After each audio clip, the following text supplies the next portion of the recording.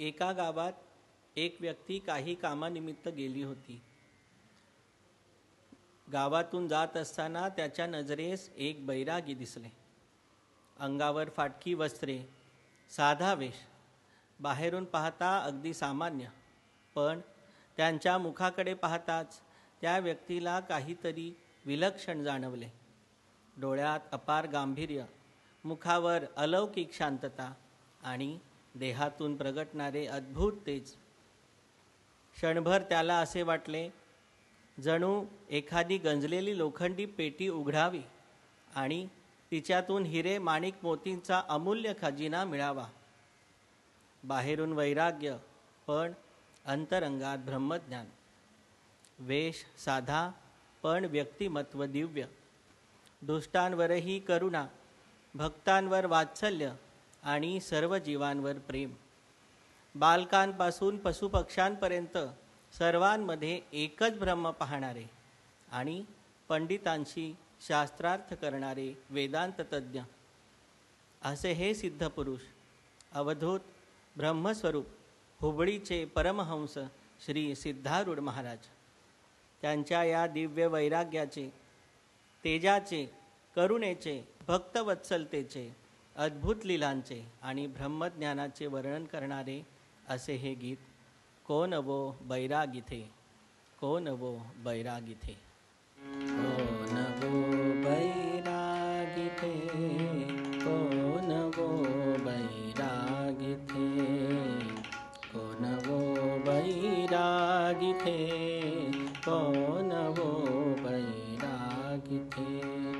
अवलिया के base में ब्रह्म स्वरूप थे. कौन वो बैरागी थे, कौन वो बैरागी थे, कौन वो बैरागी थे, कौन वो बैरागी थे.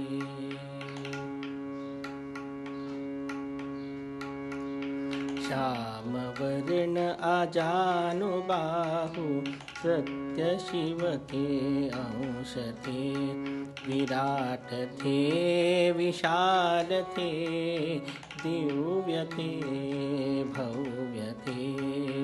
ओढ़ते कमली फटी, भस्म बभूति साजते.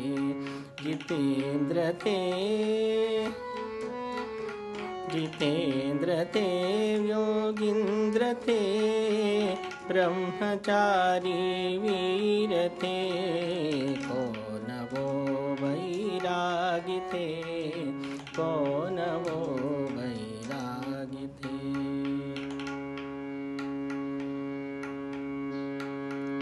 सत्य के आधिष्ठ थे, शांत थे, विरत थे.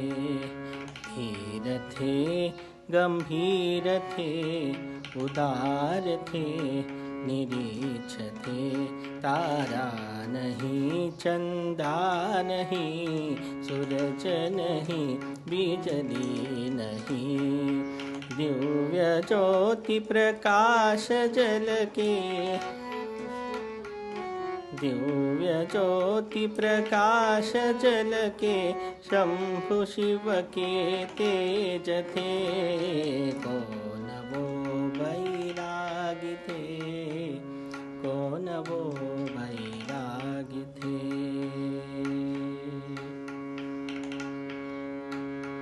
अश्वत्थ की छाया तले एकांत रहते ध्यान में.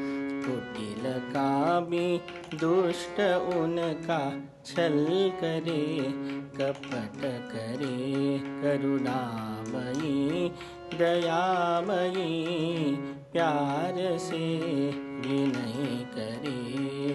क्षमा शांति के निधान, क्षमा शांति के निधान. प्रेम के प्रतीक थे. कौन वो बैरागी थे, कौन वो बैरागी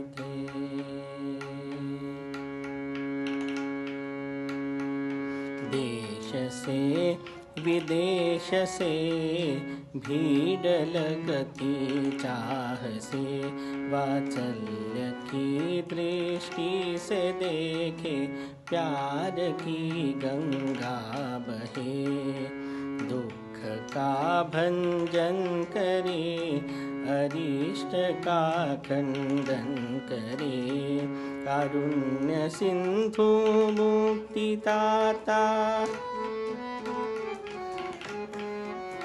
कारुण्य सिंधु मुक्ति दाता, भक्त के आदीन ते, कौन वो बैरागी थे, कौन वो बैरागी थे।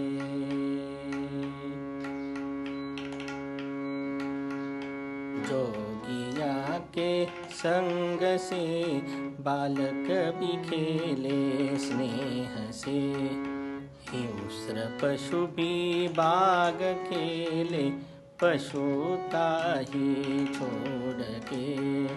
भुवन डोले गगन डोले जीवन डोले हर्ष से, ब्रह्म खेले ब्रह्म से,